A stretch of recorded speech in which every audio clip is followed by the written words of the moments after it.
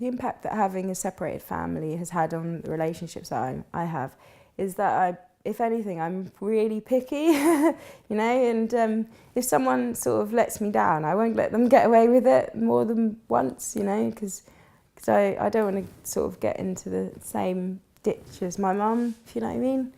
So I'm sort of really sort of wary in that way, but I think it's good to be wary, and I think I've learnt some lessons that will help me sort of carry on in life.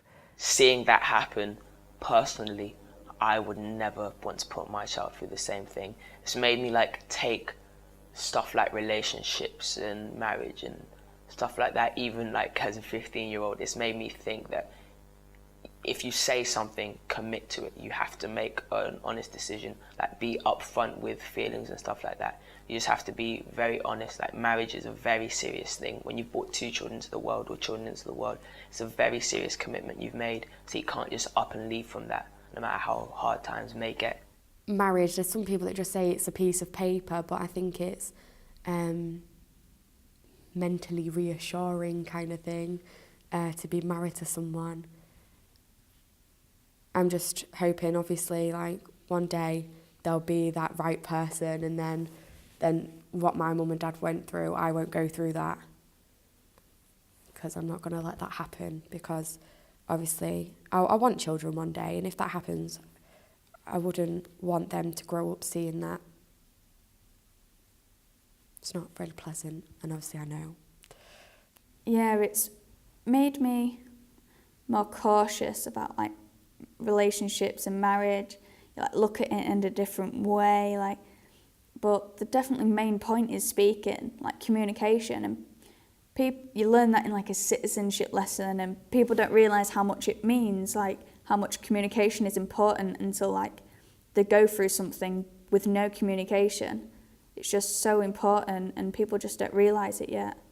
Other people have, you know, good dads and things, you know. I think it does help in a way, because when I was younger, I always used to think that that's the way it was. But now I know when I grow up a bit more and have kids, I know that my husband's not going to be like that. So, and they can have a good childhood with it as far as dads go. So yeah.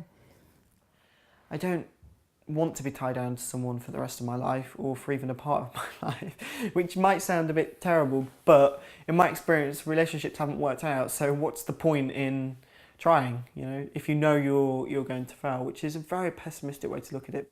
So you can't really say, oh, when I get married it's going to be perfect, because you don't know before you go.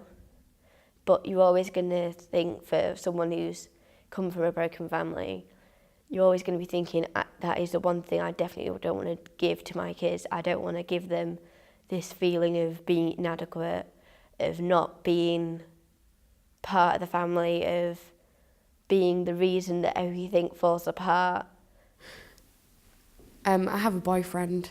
I've been with him for over a year, so it's kind of like made me think that it's not all like that, and he's really nice. So it's just one of them things about I